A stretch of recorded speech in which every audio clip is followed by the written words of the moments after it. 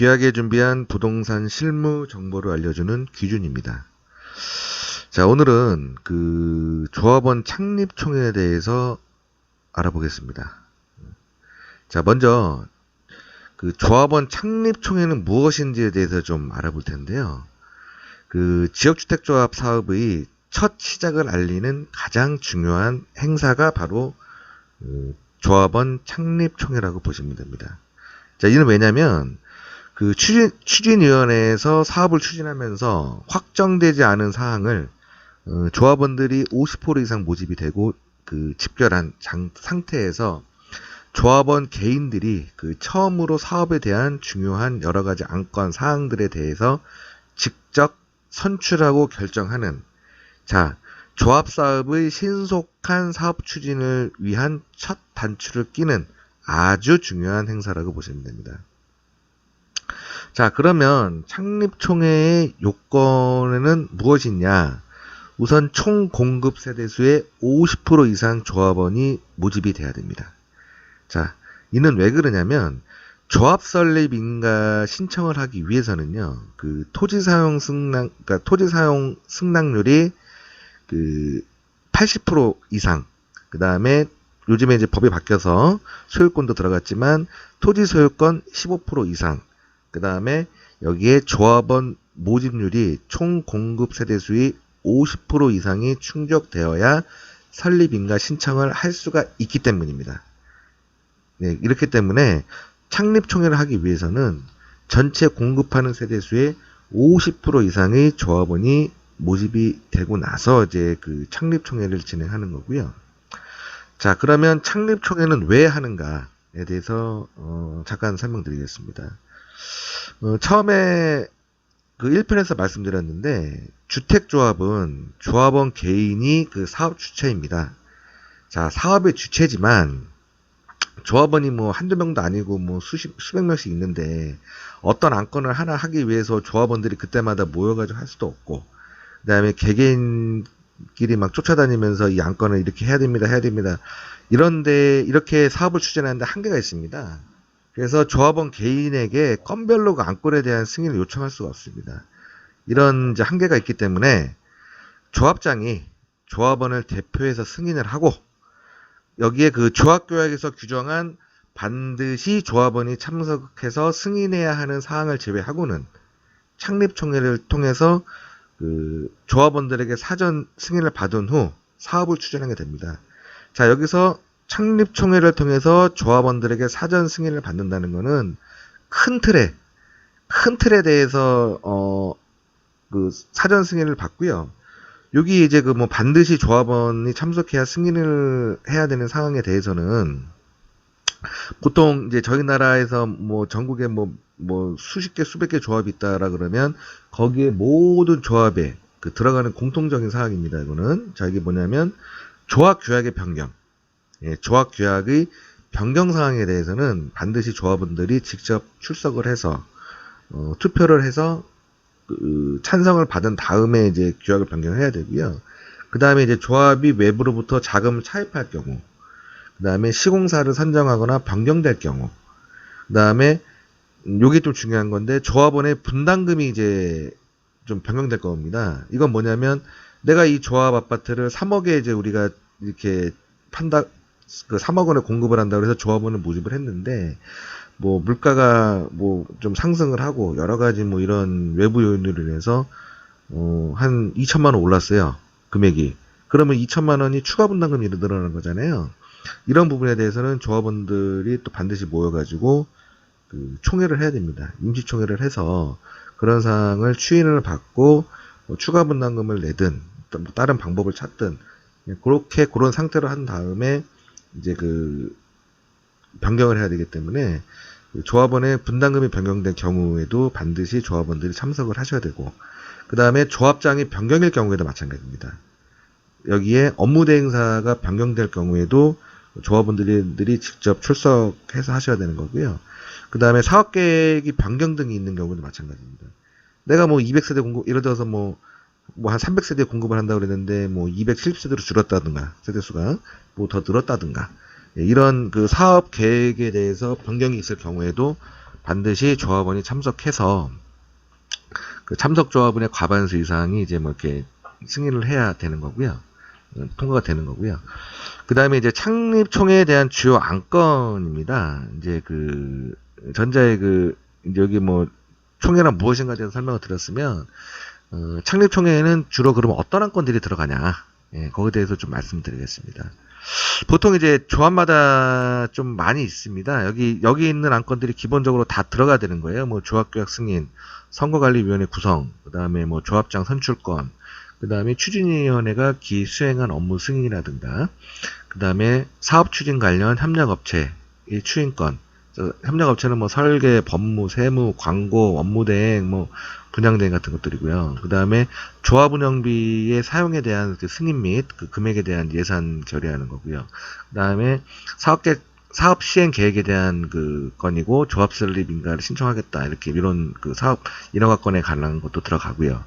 그 다음에 총회 의결 사안 중에 이사회 위임권이라는 건 뭐냐면, 그 전자에 말씀드린 듯이 그 큰 틀 빼놓고는 조합원들이 반드시 모여서 해야 되는, 그 총회의 의결을 하는 거 외에 자질구레한 거는 그냥 이사에 맡겨라, 임원들한테. 임원들이 알아서 할게, 그 조합장이 이제 판단해가지고, 그런 사항에 대해서 이제 그 총회 때 다 그 안건으로 상정을 하고요. 그 다음에 사업비 조합원별 분담금 승인. 자, 이건 뭐냐면 그 얼마에 공급할게, 이런 내용입니다. 얼마에 공급할게, 여기에 대해서 어떻게 돈이 들어온다라는 부분에 대해서도 큰 틀에서 좀 말씀드리는 거고, 총회 안건이고요. 그 다음에 조합원 분담금 인출 동의, 그 다음에 뭐 시공사 사업 약정 체결, 그 다음에 일반 분양에 대한 뭐 분양 업무 등 이사의 위임, 이런 것도, 일반 분양에 대한 것들도 이제 신속한 사업을 위해서 그 사업계획 승인 접수하고 나서는 일반 분양을 바로 해야 되는데, 이때 뭐 또 어떻게 얼마 해야 되니, 뭐 해야 되니, 조합원들 한번 모이는데 한 달 걸립니다. 보름 전에 뭐 통보해야 되지, 모여서 안건 통과하면 뭐 해야 되지, 그러다 보면 뭐 1년 금방 가거든요. 그래서 큰 틀, 정말 조합원들 재산상에 피해가 가지 않는 한 웬만한 큰 틀을 제외한 자질구레한 것들은 다 이사회에 위임을 하고 이제 가겠다는 그런 안건인데, 자, 여기서 제가 이제 좀 붉은색으로 이렇게 표시한 게 있습니다. 이게 세 가지 아닌데, 우선 그 조합규약 승인에 대해서는 이게 이제 모든 우리 조합에 대해서, 조합은 이 규약에 대해서 움직이거든요. 그러니까 조합의 법이죠. 자, 이거는 왜 이렇게 표시했냐면, 조합규약을 승인했다는 이 내용이, 이 연명부가 조합 설립 인가 신청을 할 때 첨부가 돼야 돼요. 그래서 이런 안건이 통과가 됐고, 여기에 대해서 조합원들이 다 동의합니다라는 게 이제 그 자필 사인부터 해가지고 인간 도장해서 이 연명부가 그 조합규약 접수할 때 첨부가 돼야 되기 때문에 조합규약 승인의 건이 좀 중요한 사항이고요. 그 다음에 조합 임원 선임의 건입니다. 자, 이제 조합장 외에 뭐 감사라든가 이사들도 다 추인을 하는데, 선임을 하는데, 조합장 선출의 건이라는 게 별도로 딱 있어요. 못이 박혀 있어요, 그거는. 이거는 주택법에 나와 있는데, 이것도 굉장히 그 중요한 서류입니다. 그래서 조합장 선출의 건에 대한 것도 반드시 총회에서 빼놓지 말아야 할 주요 안건이고요. 그 다음에 조합원 분담금 인출 동의 건입니다. 물론 이제 뭐 조합 규약에 뭐 자금 최대에서 기본적으로 나와 있지만, 그 조합원 분담금 인출 동의라는 거를 왜 총회 때 주요 안건으로 받아야 되냐면, 신탁사에서는 이 조합원 분담금 인출 동의서가 없으면 자금을 안 빼줍니다.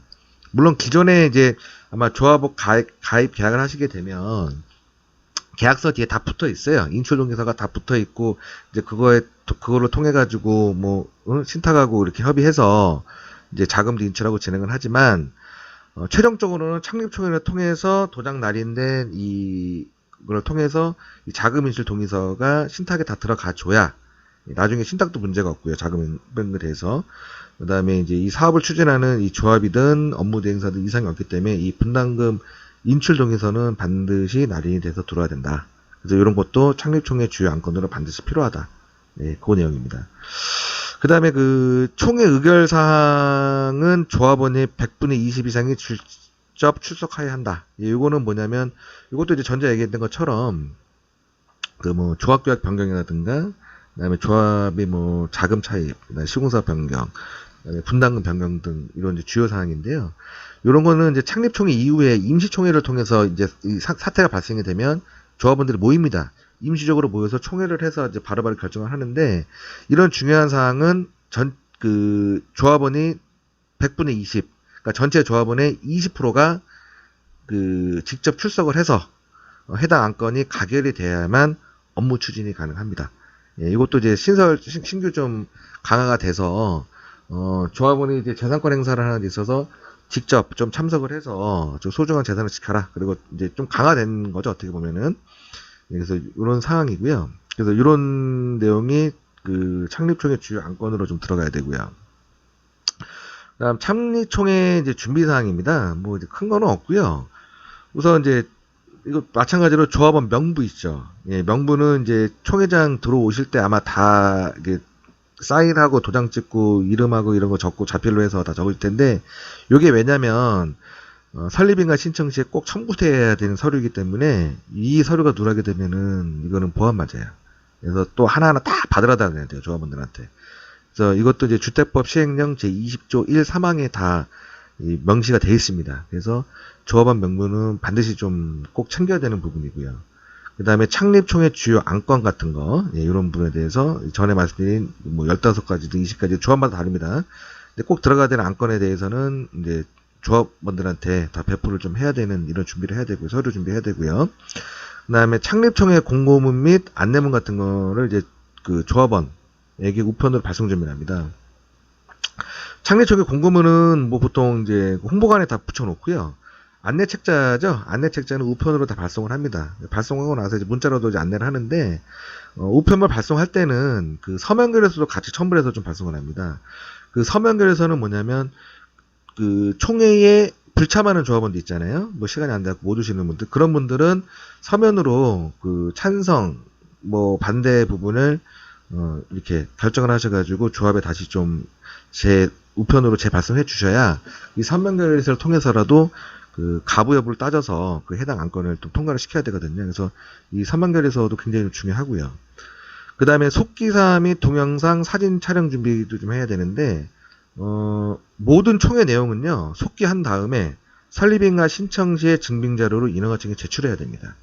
자, 이 조합원 명부에 따라서 주요 안건이 제대로 통과가 됐냐, 그 다음에 총회라면서 이제 뭐 사회자가 말하는 토시 하나 안 틀리고 말 하나하나까지 속기사가 다 작성을 하거든요. 이런 걸로 또 동영상을 찍고 사진으로도 다 촬영해서, 이런 것들이 공무원이 직접 나오지 않기 때문에 이런 것들을 영상이라든가 속기를 통해서 정확히 증빙을 해 놓은 상태에서 이제 다 안건이 통과됐다는 거를 이제 조합 설립인가 신청을 할 때 같이 인허가증에 제출을 해서, 그게 이제 조합 설립 인가를 받을 때 굉장히 주요한 증빙자료로 좀 첨부가 되기 때문에, 속기사도 좀 잘하시는 분들이 있어요. 또 조합만 전문적으로 하시는 분들이 있기 때문에, 그런 분들 지역마다 다 있습니다. 예, 그런 분들 다 섭외하셔서 이제 좀 참가시키시면 되고요.